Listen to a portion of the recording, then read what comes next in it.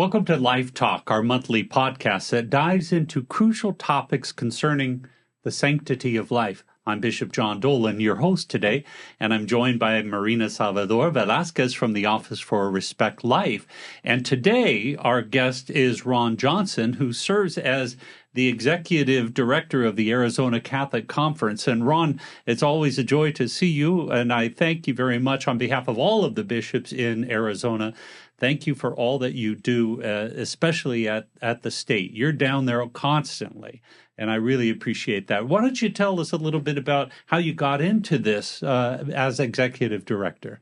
Well, it's great to be here too, and I've got the best set of bishops in the country here in Arizona, and none better than you. So, my pleasure to be here today. It's a long story. We only have 20 minutes, but how I'm here today. But I'm really blessed to be here today. I've got a background in public administration. I got my master's degree in public political communication, my bachelor's degree, and then my law degree, all at the Arizona State University. And I've worked in the state senate when I was in law school. I've lobbied for the various groups. President of the state homeless coalition. Worked for the State Bar of Arizona for many years for the lawyers, but none better than the last 21, almost 22 years working here for the Arizona Catholic Conference and the bishops, which is my dream job. Well, just to kind of give you an idea, the Arizona Catholic Conference includes the Bishop of Phoenix, the Bishop of Gallup, New Mexico, which actually includes a good portion of the diocese or of the state of Arizona because of the Native American zones, but then also the Diocese of Tucson. So the bishop, including the auxiliary bishop, Bishop Navarez, he's a part of the Arizona Catholic Conference. Indeed. But it's a little bit bigger than that. It's not just the bishops. It also includes anything that is related to the church within the state of Arizona. And so we're very pleased to have you here. And I'm very happy, of course, that, Marina, you're here with us because we basically have two very important life-related issues facing us in this election year, and especially here in the state of Arizona. Mm-hmm.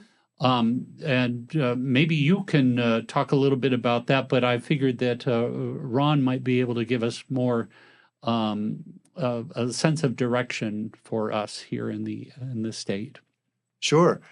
In fact, I think I know for sure we live in very interesting times. We have not chosen this time, but God has certainly chosen us to be here at this right time. Mm-hmm.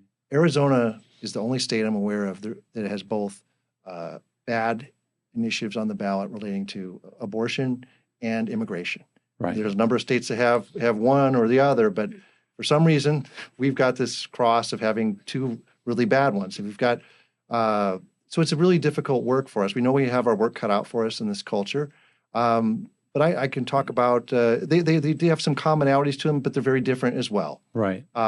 Would you like me to start one or the other? Yeah, feel free. Why don't we talk about, obviously, from Marina's perspective, we have two, in your Office for Life, you focus on everything that from the moment of conception to natural death. And part of life includes not just being born into this world, but also surviving in this world. And one of the issues that we're faced with is the issue of immigration. But these two bills are touching on both of those, right?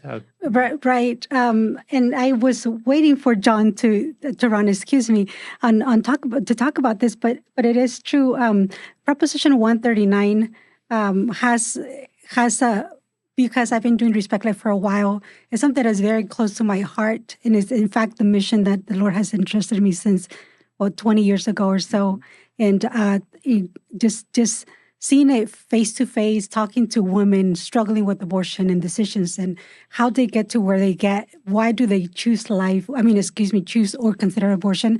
It's something that at the end of the day you say is the lack of formation that brought them here, right? Mm-hmm. So if you don't mind, I would like for Ron to speak on these propositions are so that we can go more into deep. Sure, I'd be happy to. I'll start with Proposition 139 because that's been around now. We've been hearing about this train coming for almost a full year, right? And so that is going to take Arizona from being, right now we've got 15 weeks is the limit on abortion.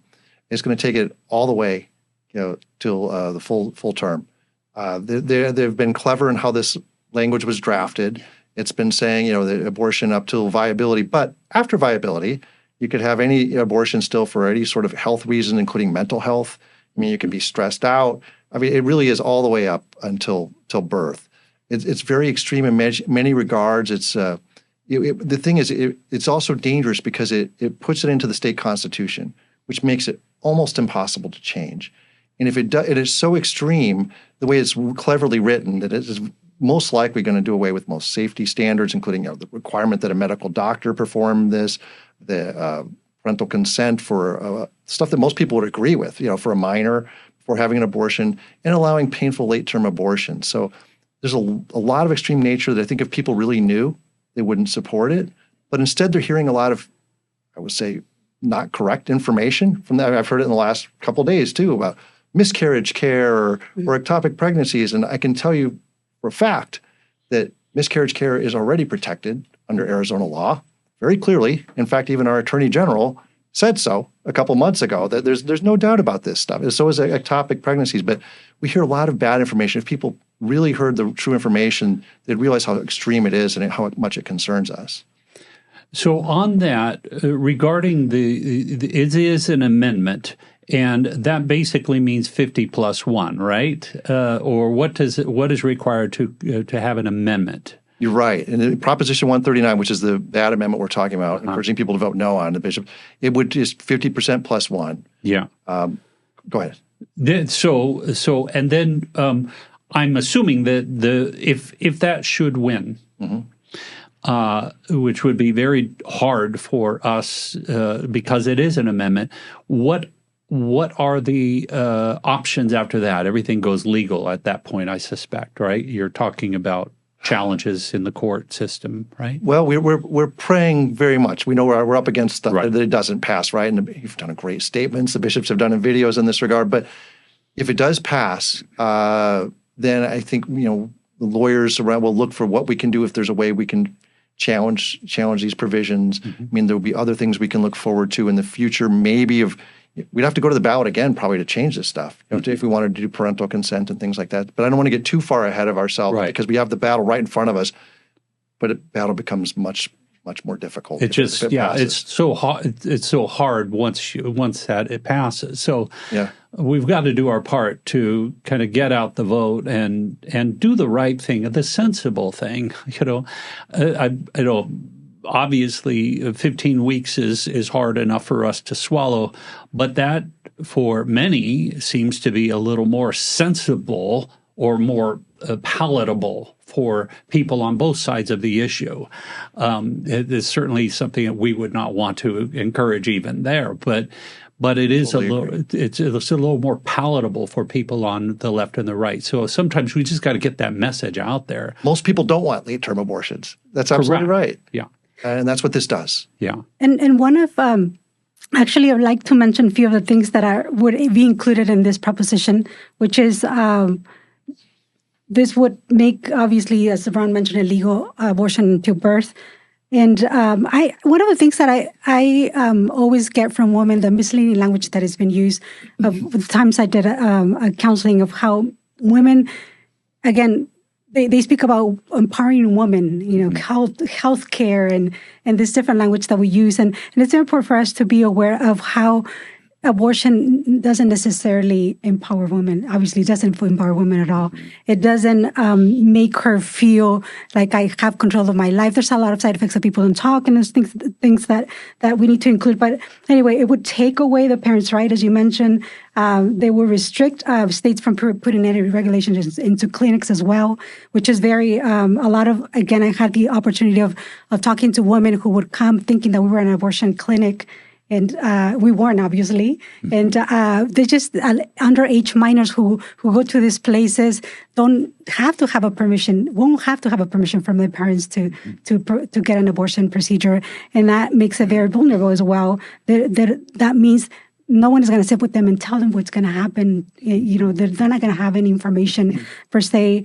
They're not going to be penalizing any doctors who aren't going to be abortion, it doesn't have to be performed by medical doctors anymore.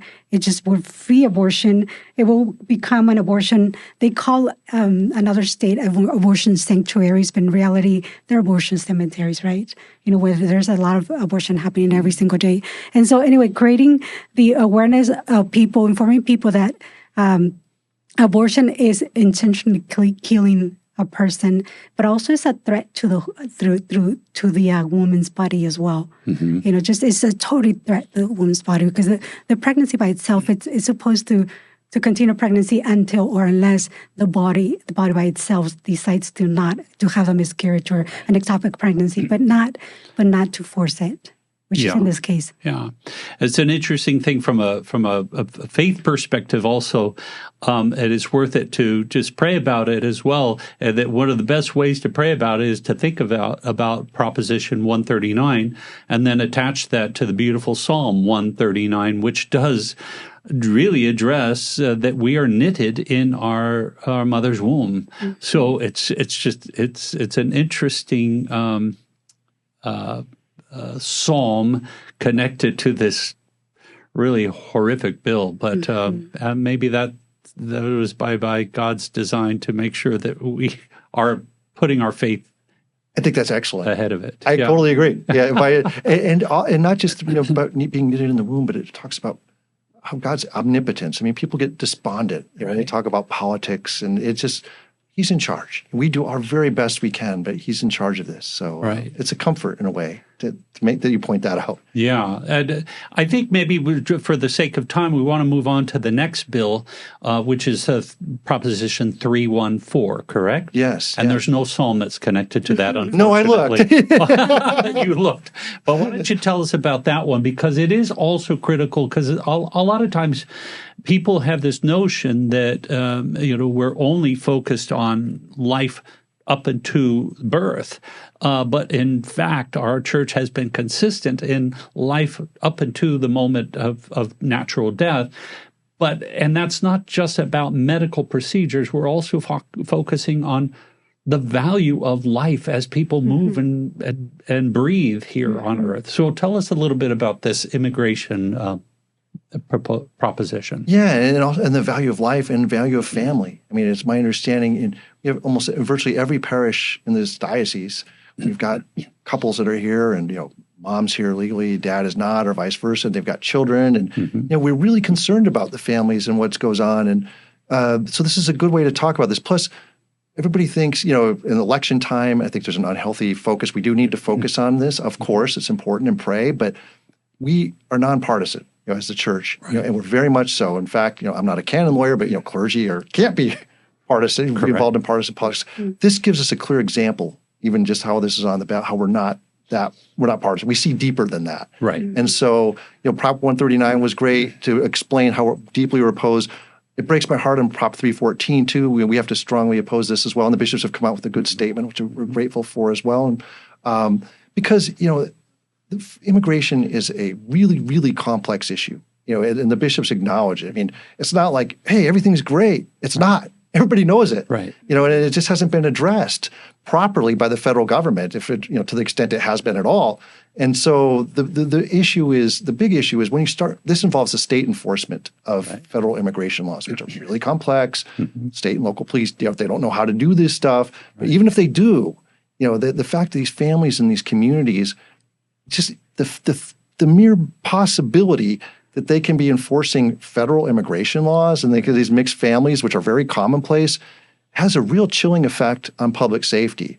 When crime victims, witnesses are afraid to go forward, not just for them, but the community at large. Right. And so the chiefs, the police, that I've talked to, through the year, they're very much concerned about these kind of things because they need to build those relationships and protect people. But if they're afraid to go to the police because they're told that they can enforce these laws, even if they're not going to do it, right? Even if the local police, they've got that possibility, which has a real chilling effect, and harms people in our community. So, the whole issue of protecting the family, kind of does weave together with Prop 139 and 314, and that's why we're strongly opposed to both. And unfortunately, we've got them both on the ballot this year. So we've got our work cut out for us. And I think also, just practically speaking, it just keeps coming back to me. And my way of thinking is that we have, the bandwidth. I just don't believe that the police here in Arizona have the bandwidth to deal with this. I mean, so practically speaking, I don't think they're going to be doing this. So it's a law that is kind of, there's no money behind this that would get us to goal. I mean, if that were the case. And of course, the church always says every country has a right to protect its borders. Every country has a right to immigration laws. But we also recognize as a church that we have to treat each person as a soul made in the image and likeness of God. And they're not people that we discard. If a person comes to my table, if a person comes for assistance, I will still feed. I will still help. I will still, it is the government's role to offer and engage laws that are practical for immigration and so on. That's fine. The church teaches that. But we also know that there is a law of charity. And we also have to, so it's a balancing act. Mm-hmm. Yeah. And this is clearly not a balancing act, the law that is being proposed. No, and not just between charity, but also between the federal government and the state government. That's correct. Which makes it highly likely to be unconstitutional anyway. Mm-hmm. But it's stoking a lot of fears in that community. And federal government needs to be handling this. We need federal comprehensive immigration reform. Yeah. And once the state get involved, there's other effects that I really don't think people have thought through. That it will have harmful effects and it won't do any good. It really needs to be the federal government who does it under the right way. Well, once again, Ron, I appreciate all that you have been doing. You've been down there at the state capitol working on these bills and many other bills over many years. And I hopefully you're not going to be retiring soon, because we really have been blessed to have you working with the bishops of Arizona, and it's been a real blessing to us. And thank you to Marina. I appreciate all that you have been doing as well in the Office for Life. And I want to thank you for joining us today for Life Talk. Please like and subscribe and send us your ideas in the comment section for future episodes. We need your help. Have a blessed day.